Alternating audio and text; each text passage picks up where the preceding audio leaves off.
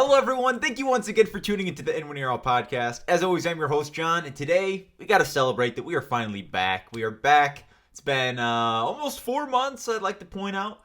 Shout out to Booger Worm, if you guys are familiar with him. Maybe not. Who knows? But if you are, shout out to Booger Worm. He was somebody who, he's a streamer. He streams Hearthstone content. A game I like a lot. If you're not familiar, but he had actually said something. He saw me in one of his chats and said, "Hey, John, where's the other episode of the In When You're Out podcast? I've been waiting for it." And I was like, you know what? You're absolutely right. So we're going to get right into it today. I got my little planner with me today for exactly the things that we're going to talk about. First and foremost, where I've been and what I'm doing. So if it's not news to anybody else, but if it isn't, I quit my job. I quit my job at Nurchies. Reason B, yeah, maybe that's a little bit better. Reason B, they eliminated my position without telling me. I just came into work one day. I had been off for a couple days, and they were like, "Hey, we're not delivering anymore." And I was like, "Well, that's too bad." So I took a pretty substantial pay cut because of that, and they weren't able to kind of give me the compensation that I needed from that, and coupled with the fact that my boss was a little bit immature, and he had some serious problems, we'll say. That's all I really want to say about that. It's too bad. I quit. Kind of got into it a little bit with the boss. He was yelling at me as I'm sitting in the car. He's like freaking out. I'm like, yep, I think I made the right decision. But I also got sick. That was a little bit ago, back in, well, it's April now, so I think at the end of February, actually, I was sick, and I was not doing great every so often. Back in 2020, I got sick. It wasn't COVID. I had the flu, and I was out for a couple days. 6 years later, I get sick again, and it's pretty substantial. I was out for like five days or so. I also started streaming. In case anybody hadn't noticed it yet so far on the YouTube channel, you can see I have streams. I also stream on TikTok as well. If you want to find, well, it doesn't actually save them on TikTok, unfortunately. But if you want to find those on TikTok, you're just gonna have to tune in sometime. I usually do a TikTok stream sometime during the day, around like 3 o'clock, 4 o'clock. That goes until maybe like 5 or 6, 7. We'll see what happens. And then I switch over to YouTube. But that's something I've been doing as well. I have this microphone now. I got my computer set up behind me. These wireless headphones that are kind of nice. I spent about $2,000 on a setup for my computer, and I thought I would use it for gaming setup and stuff like that. So, and then lastly, where else I've been? We're planning the anime convention again. I know I talked about this a lot last year, and things didn't really work out, unfortunately. Which still hurts my heart a little bit to know that things didn't really work out, unfortunately. But that's just how it goes sometimes. But we're working on that again. I'm reaching out. We're going to be collaborating with some new people. There is, I'll say a little bit. My friend EJ, shout out to EJ. He's putting together a D&D group. So if anybody's watching and they're actually interested in working with EJ or they want to participate in a D&D group in person, I think virtual as well is an option they have. They have a Discord. We will be collaborating with them come time for the anime convention as well. We'll probably do some type of panel or some type of hosting for D&D campaign. So yeah, we have a lot of things to look forward to this year. We're expecting to host the convention in the fall. I'm thinking around October, late September, early October. Anytime in October is fine for me.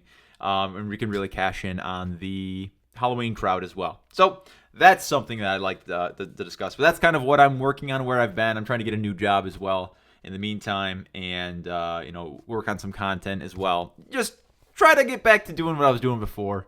Last year, when I was working on the convention, I was having a really good time doing it, but unfortunately, like I said, things didn't work out. I think we got a better shot at it this year.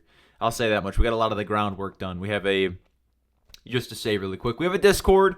I have a board of directors. I have people on my team that are willing to work with me. I have more resources. We have more people willing to collaborate with us. We have a larger reach at this point. So I think, had we had all these things last year and I could really focus on just doing what needed to be done, getting the money, getting the vendors, all squared away, then, but I got a lot more time this year. We have a lot already done, so look forward to that. I'll be cluing you guys in on some updates with the anime convention as time progresses. But what else do we have to talk about today? Oh boy, yeah, what has happened since the last time I made an episode? Well, the war with Iran. Not Iran. Not I ran to the store. I didn't walk to the store. I ran. No, it's Iran. The war in Iran. So, first and foremost, what are we doing? I'll say this before I kind of get into what I have to say here.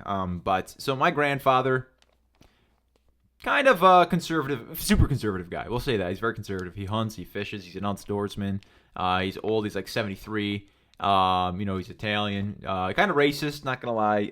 He'll probably even tell you that he's a little racist, but big Trump supporter at one point. And I had a conversation with him maybe a couple weeks ago. One of the things he said to me was, that Trump guy there, I don't know how I feel about him anymore. And I was like, really?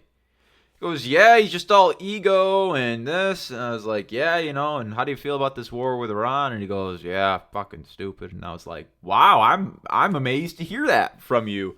I think a lot of people feel duped at this point that, affordability, or the affordability crisis is still a problem. Prices really haven't gone down. If anything, they've gone up because of Trump's policies with tariff policies, and now the war in the Middle East as well. I think a lot of his supporters were really hoping that this time would be the right, he would do things right and, not follow in the footsteps of every other president who said, yeah, we're just going to start a meaningless war in the Middle East for whatever reason.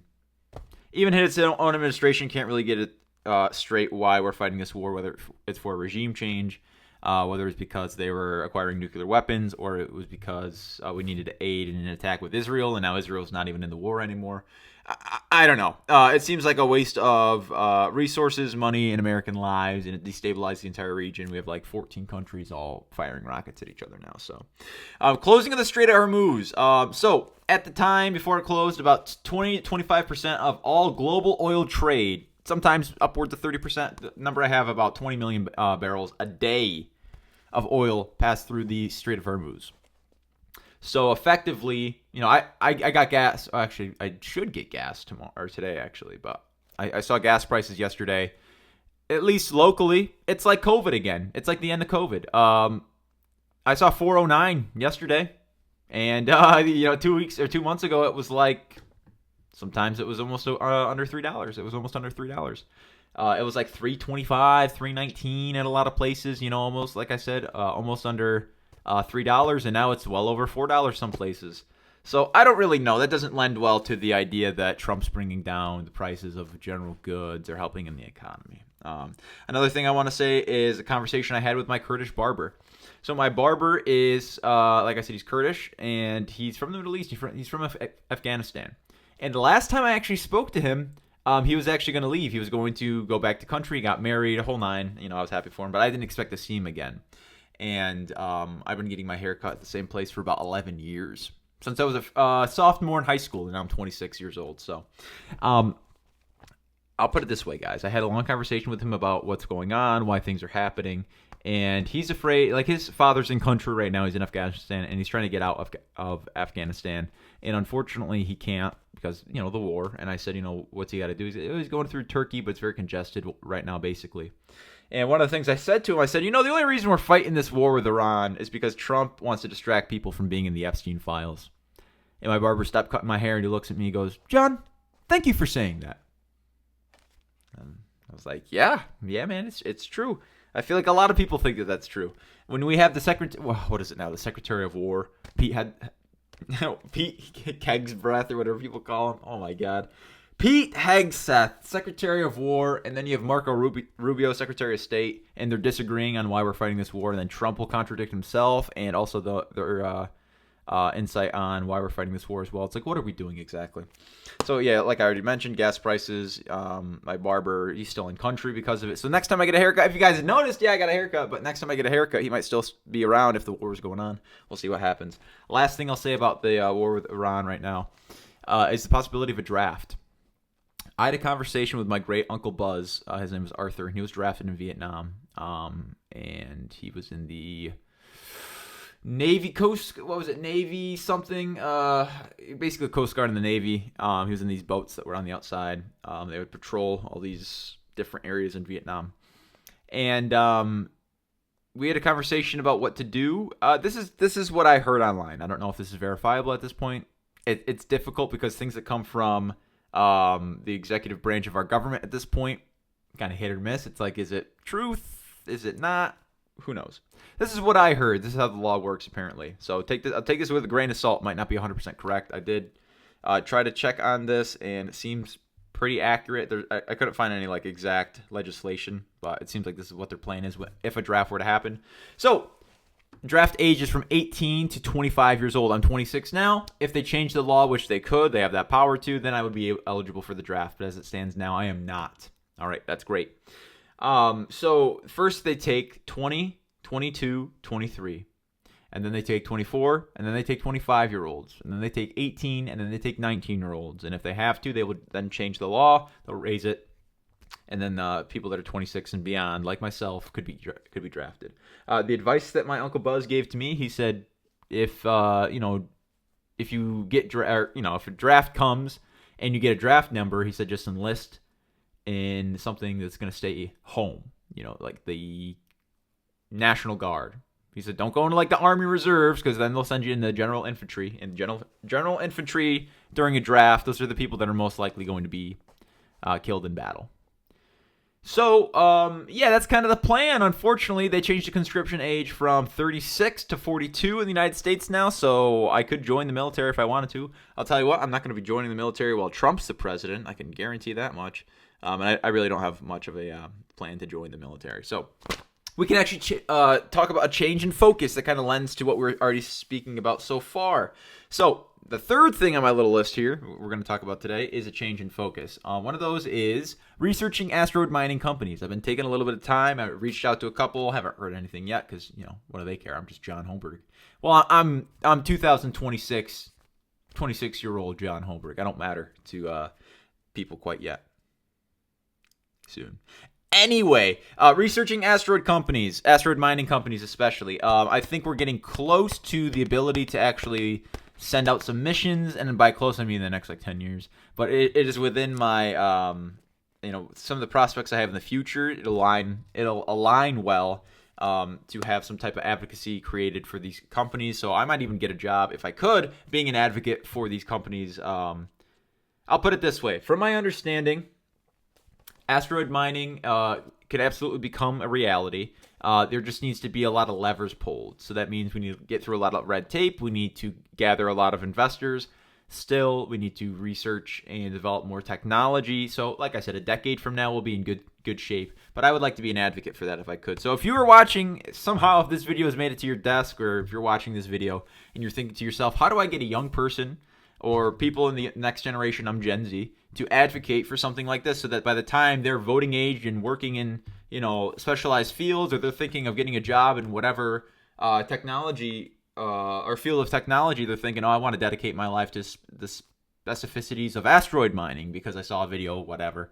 I'll be that advocate for your company if you so choose. So if you'd like to reach out, I would love to lend a hand because that's something that I want to see happen in my lifetime. And by lifetime, I mean the next 10 years. And it also is part of my policy. Something I'd like to do as president is implement asteroid mining as a national policy for resource generation. Another thing I'd like to talk about is refining my plan for the 2037 campaign trail. Starting my campaign trail in 2037, yeah.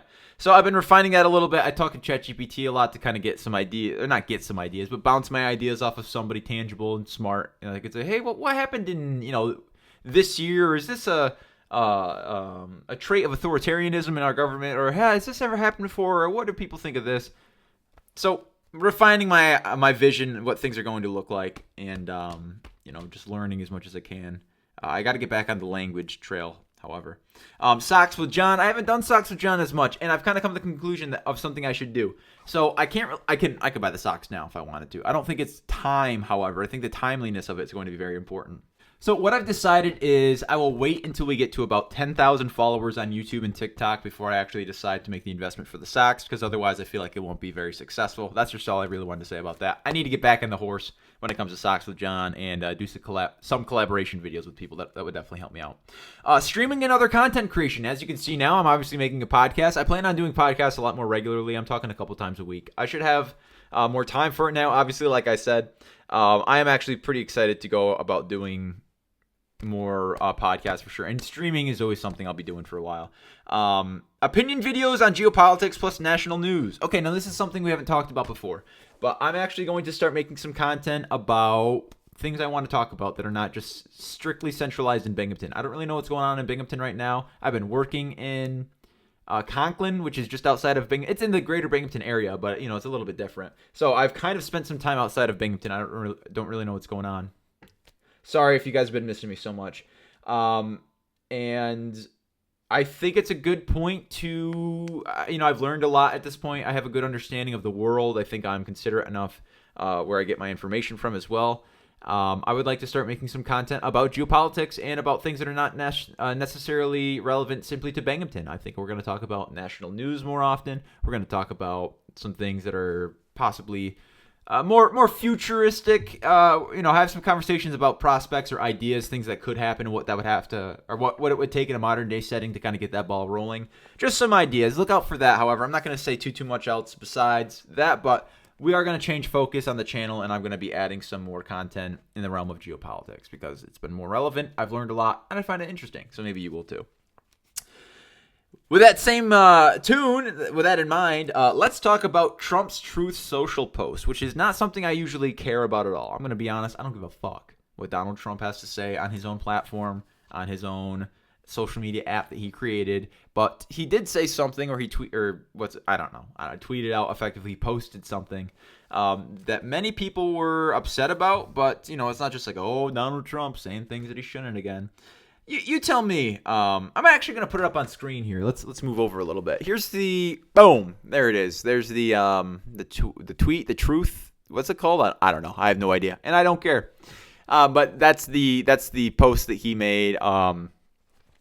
Yeah, I don't really understand what compels him to say, like, praise be to Allah. That's just crazy to me. But dropping the F-bomb and then, like, signing his name at the end, that's crazy behavior, in my opinion. So, I mean, I'll say this much. It's very unprofessional. It's incredibly unpresidential, obviously. But what I need to mention to many people, this should be your jumping off point. If you still support Donald Trump, or you voted for him 3 times or however many times, and you were wondering, there's a lot of things I've heard and seen that I don't necessarily agree with anymore, or maybe he's not the person I thought he was. Take the exit door. Take the door, because it will only get worse from here. Trust me. If your favorite politician is going on his social media platform and dropping F-bombs. How about this? What if President Obama had made a post online dropping an F-bomb, saying what he said, and then saying praise be to Allah? People would come, there would be impeachment proceedings that day, within the hour. So if we think that we shouldn't excuse it for one character, for one person, we definitely shouldn't especially if they're both leaders of insanely credible institutions like the United States government. I don't think it's appropriate anymore to really even act like things are okay or that this is not a problem, and that's kind of what's making me or pushing me to make this decision to add more content to the channel and talk about, like, geopolitics and more regular politics, national news, because how bad have things gotten that the president of the United States is saying that? That is so unreal to me. Even, like, back in 2016 and 17 when he first started as president, people were like, wow, he's a crazy guy. He says crazy things. This is incredibly unhinged. And I think there was another post he said it was going to be the end of the civilization of Iran. Excuse me? A man that has authority to use nuclear weapons is saying that we're going to end a country of 90 million people? Excuse me? Why? For what? I don't want war with Iran. I don't want the people of Iran to get bombed or to get hurt. For what? For what exactly? Regime change? Well, we already changed the regime. It's now his son. What? I don't know. So like I said, if you're a Trump supporter and this somehow made it to your viewing opportunity and you're seeing this for the first time, give it up, man. Trump's done. There's a good chance after the midterms he's probably going to get impeached and then removed from office. J.D. Vance will probably be president. We'll see what he does, but come on. If it's not the Epstein stuff, if it's not COVID and his mishandling of that as his first term, if it's not the trying to take over the government as well, if it's not the 34-count felon, if it's not the anything, it just wrap it up. It's done. I give you permission to reconsider your support of Donald Trump. You don't even have to substitute it with somebody else. You can just say, nah, I'm done. That's it. That's all I'm going to say about that for now. Okay, the last thing I'll say is we are so back. All right, we are so back. I am so happy to be making this video again. I hope I made a video yesterday actually, but my phone died halfway through, and I checked the audio and it sounded really good. I changed this. You can see this microphone actually can change colors. It's kind of cool. If I hit the I'm actually not saying anything. I was screwing with you guys. But you can see that I did it like the color for my podcast, which is like that yellow that I do for a lot. So I thought that'd be interesting. But yeah, that's kind of all I really wanted to say is we are so back. We're going to be doing more streams. We're going to be doing more shorts. We're going to be doing a lot more content. Just more content in general. Like I said, I want to do a podcast probably 3 times a week would be pretty cool. Maybe more than that even. Socks with John. I'm going to make a sock video pretty soon. Actually, I have one of my favorite pairs on today. And some streams. I mean, I'm just going to be making a ton more content. There are a couple things I don't think I'll keep doing. I maybe will wrap up the audiobook. I have 4 chapters left. I think we're at chapter 11 or 12 or something like that, and it goes to chapter 16. I don't know. They just don't get any views. Nobody cares about them. So if I feel like I never did them again, nobody would be upset. And Cooking with John, it's fun. Maybe we'll do it a little bit more often. Maybe some more Bangleton food reviews. But in the meantime, we are going to be positioning ourselves for in a couple years from now, when, a decade from now, when I decide to run for president. I want people to be like, oh, he used to be a podcaster, or he is a podcaster. And these are some of the things he said back in the day. So, it'll add credibility to my campaign at the time, especially if we talk about things like current events at the time. If people are like, oh, what did John Holmberg think about the war with Iran? There's a accusation that John Holmberg was a supporter of the war with Iran in 2026, and they come and they see my podcast. They'll be like, oh, no, he was definitely not a supporter of the Iran war. What a surprise. So that's kind of the reason I do some of these videos as well, because I think in the future people will look back and be like, oh, that was John Holmberg. He said that. Makes sense, because I know who he is now. But that's really all I wanted to say for today, guys. The dogs are gonna freak out. I better do this quick. Yeah, I'll be doing a sock video later on. Check that out. I don't think I'm gonna do a stream tonight, but that's just how things are gonna go today. I already tried to make this video like 3 times. I'm glad that I finally could do it now. But yes, we'll talk about some more things soon. Maybe I'll even have somebody on and we can have a conversation. That could be cool. We'll talk about whatever. But as always, I very much appreciate your guys' viewership. As always, please like, comment, and subscribe. I want to hear some feedback from you guys, what you feel about the channel, some questions for me. I want to do a Q&A pretty soon here. If you guys have seen any videos from John Kiriakou, who's a former CIA operative or agent or whatever it was, he went to prison the whole 9 for exposing the torture program. He's pretty popular online now on TikTok. He's like he tells all the weird stories, and it slows down and it speeds up his voice so it sounds funny. But I get a lot of my news from him because I think he's a good source, but also it gave me a little bit of a sense of we should be doing more content. We should be making more podcasts, especially if we're going to talk about geopolitics, because, our country's at war right now. And for what? A lot of people don't even know. It's kind of crazy, it's just crazy, like the times that we're living in. The president's a convicted sex offender or whatever it is, or, he forcefully penetrated E. Jean Carroll, whatever her name is, and, he tried to take over the government. Let's not forget about that one. He's in the Epstein files, like crazy, like obviously he was best friends with Epstein. I don't know. It's just... And in a few years from now, we'll be telling stories to our children about the people that, were in power at this time. And my God, they'll be like, why didn't you do anything about it? We'll be like, I don't know, honestly. And that's the question I never want to ask myself is, why didn't I do anything about it? So anyway, thank you very much for watching for today, guys. I will see you guys again soon on Shorts on YouTube if you want to check out the sock video I do for today. But also I'll be making another... podcast probably later this week. We'll see. It's today, Wednesday. We'll see what happens. But as always, thank you very much for tuning into the In When You're Out podcast. I'm your host, John, and I will see you guys again soon. Adios, mis muchachos, and peace out. Sorry, I'm gonna figure out how to do it with my microphone there. Peace out. See you guys next time. Peace.